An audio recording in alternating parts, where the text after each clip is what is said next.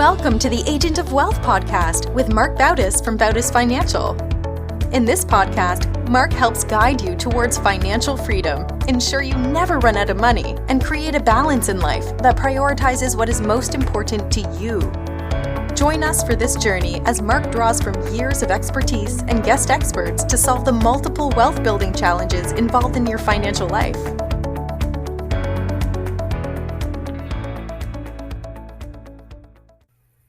Welcome back to the Agent of Wealth. This is your host, Marc Bautis.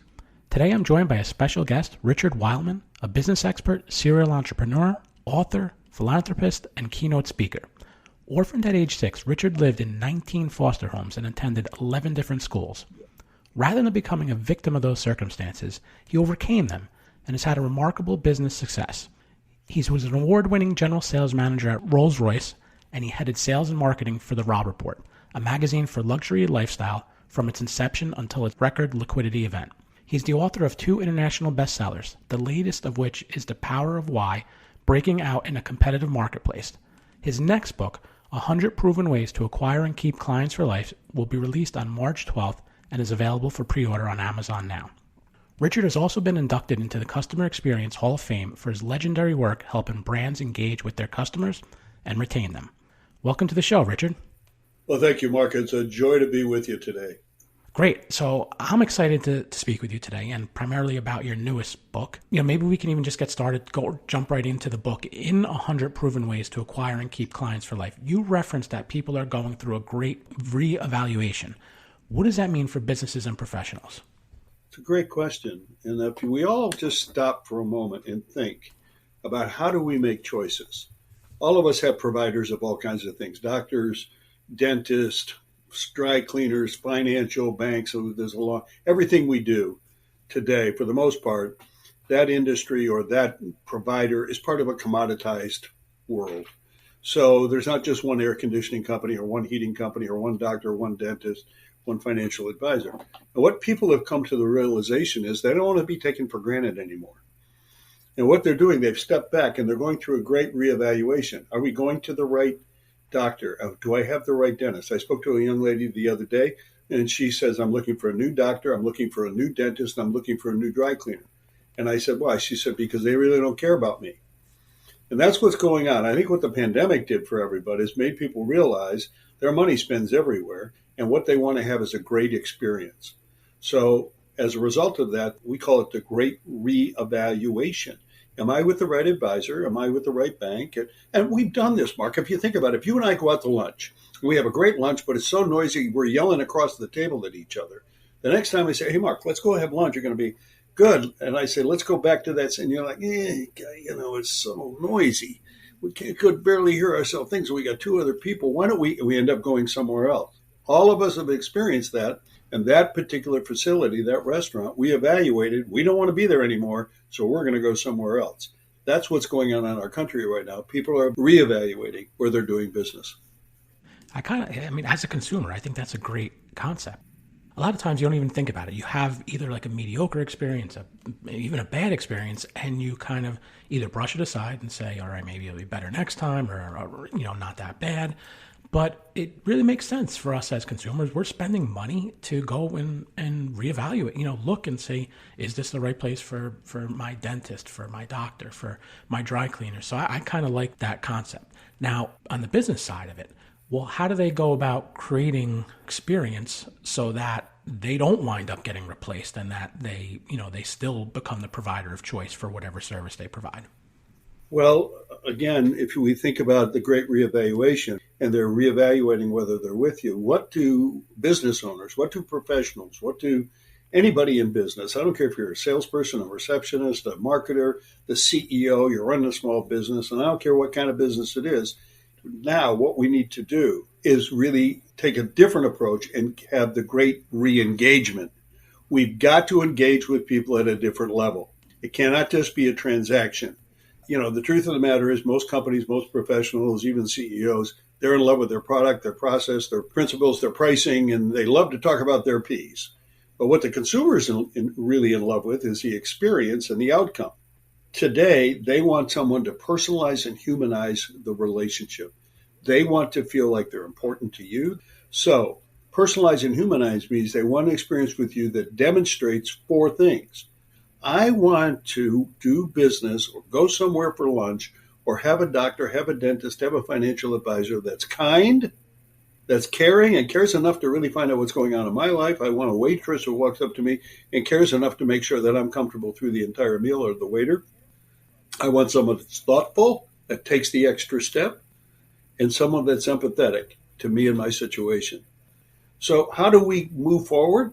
We've got to realize we need to personalize and humanize every interaction, every touch point, so that people feel appreciated. They feel like somebody cares enough about them, that somebody sees their situation, and that they see you as thoughtful and kind. I'll give you an illustration. If you and I had a favorite place to go for lunch, or a place we've been once or twice, and we go in and say, "Oh, Mark," they say, "nice to see you again.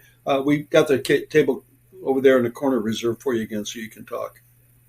Well, you're going to keep going back there because they personalize and humanize the experience. At the same time, think about the mail you get that says, "Dear client" or "Dear customer." You don't really feel a sense of connection there. So what's the path forward? We have to personalize and humanize. Not because I said so. It's because we interviewed hundreds and hundreds of people and said, we're sick and tired of being an account. We're sick and tired of being addressed as "dear customer." We're sick and tired that nobody personalizes and humanizes any part of our relationship. They just see us as a sale. So I think those 4 things make sense, and they probably cut across every type of business or service that's out there. But they're probably, I would imagine, how you actually execute the 4 things are probably different.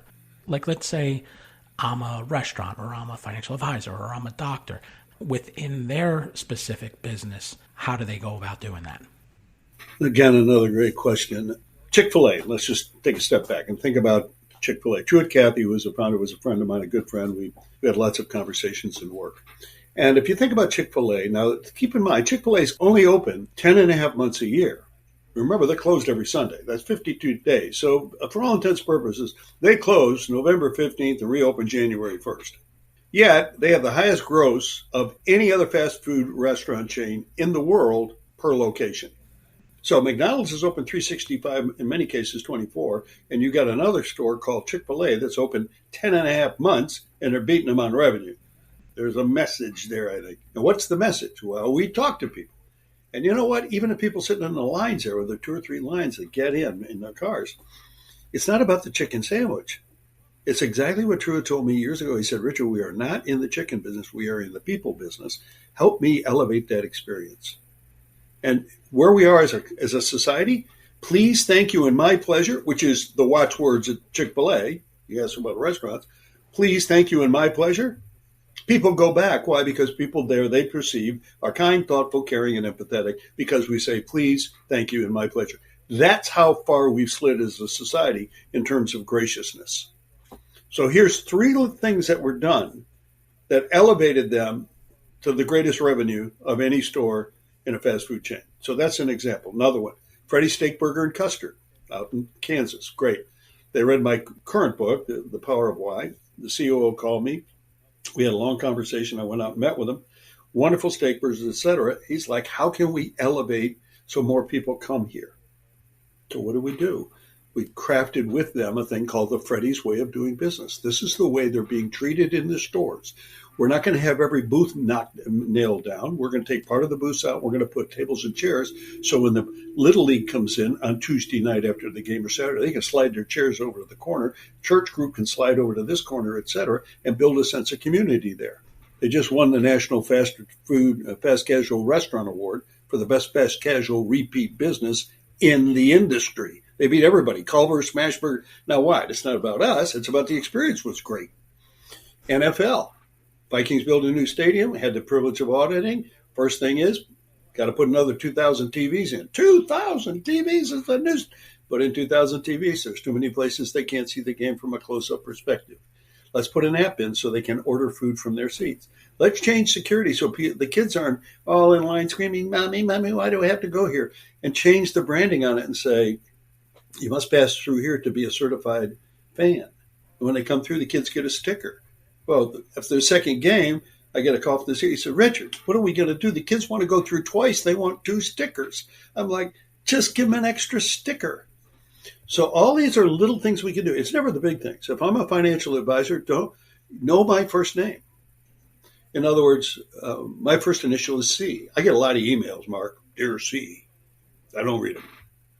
Okay, I have a friend of mine in Atlanta. She's very wealthy. She's in her 80s. Her nickname is Lolly because when she was a baby or a little girl, her grandfather called her Lollipop, and they called her Lolly because she loved lollipops. Well, if you call her Elizabeth, you're going to lose her business forever. She's not even going to talk to you. She's not Beth. She's not Elizabeth. Her name is Lolly. She sends out invitations. Please come to my party. Signed, Lolly. So my point is, personalized and humanized, it's how you engage with people. It's like salespeople. They'll send out, or they're calling you, hey, Mark, I'm just following up. I got nothing more to offer. I'm really hoping maybe you're going to make a decision. I'm pretty desperate over here. I'm just really like, man, got my fingers crossed. I mean, wow. Well, who does that? If you'd have made a decision, Mark, you'd have already called me. Yeah, no, that's great. Sticking with those four things that businesses can do. One of them is being empathetic. What are some of the ways that business or someone can show a client that they're empathetic? It's an interesting fact today that people are not really confident somebody's sitting on their side of the table. And I struggled with this for a long time and how I could come up with a way that anybody could be empathetic in any situation. I mean, there's one thing to say, Mark, I'm very empathetic. But it's another thing to demonstrate. I sold cookware door to door. I never sold any on the box. I had to get in the house and cook a meal. So there's a demonstrating and talkastrating. But it hit me, the easiest way to do it is the way we speak to people. Example, I might say, if you don't mind me asking, Mark, as soon as you hear, if you don't mind me asking, up comes the defensive walls. It's like, whoa, what's he going to ask me now? We always use the predicate on the front because it's proper English. What dawned on me in the middle of the night, literally, is to put the predicate on the back. So, Mark, how old are you? If you don't mind me asking. So then I did focus groups. And I would say, if you don't mind me asking, boom, rude, boom. They push the button, rude, boom, aggressive, boom, alpha. I mean, people were trying to crush the buttons in the focus groups. I asked the exact same question. How much money do you want to invest with us if you don't mind me asking? Very empathetic, 83% empathetic. It's the same question, reverse the predicate. I mean, that's a simple example, but it's one that goes to the point of our words matter, and it engages with people. Another thing you could do, let's say somebody doesn't buy from you. What do? Most people say, well, I didn't buy, the price wasn't right. Why don't you send them a thank you note? That's what I do. Somebody calls me and wants me to speak at a conference. I send them a thank you note. Whatever the reason that they decided to do something else, I always send them a thank you note. Now, I don't say I'm sorry. I say I'm disappointed. Disappointed we're unable to do business now. I didn't say forever. It might be timing. Disappointed we're unable to do business now. I look forward to working with you in the future, period. Always feel welcome. Don't say feel free. Feel welcome. That's empathetic and gracious.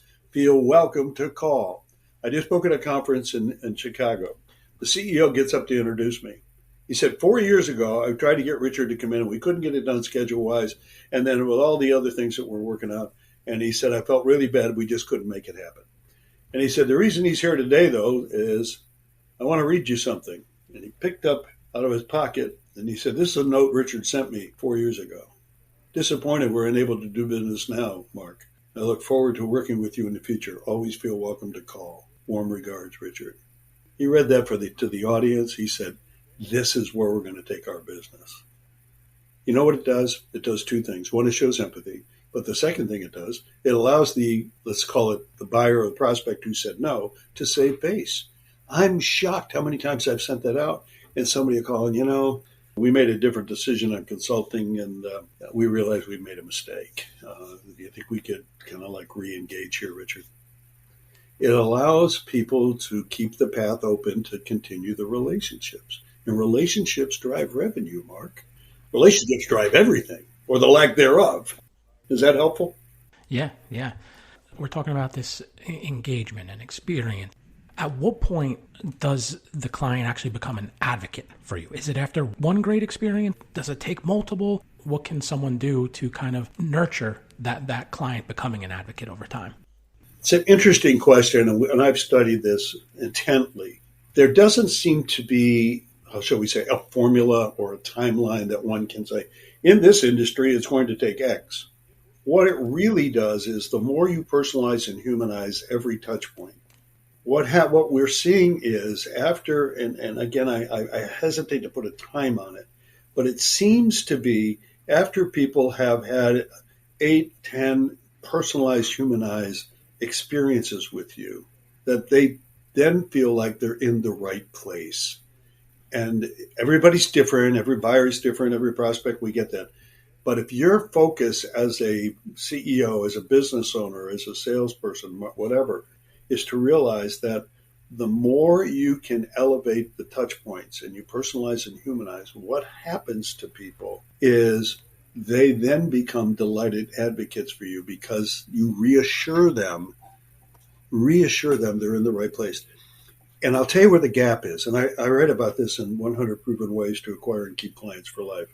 What people look for is emotional security. So the more you can touch on the emotional points of a sale or of a relationship. Example, instead of saying, well, Mark, how you doing? You and I both know the answer is going to be fine. But if on the other hand, if I say, well, Mark, what are you and your family most excited about this summer? I'm going to get a completely different answer.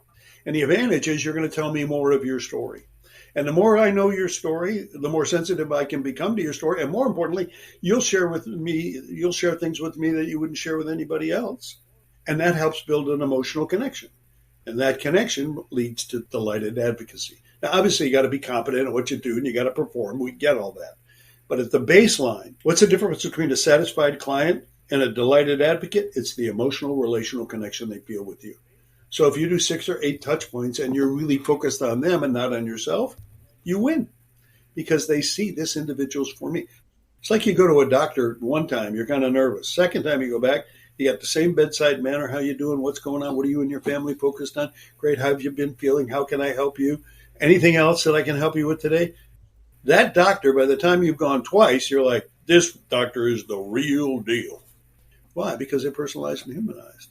Versus the guy, how can I help you? What can I do for you today? Snap out of it.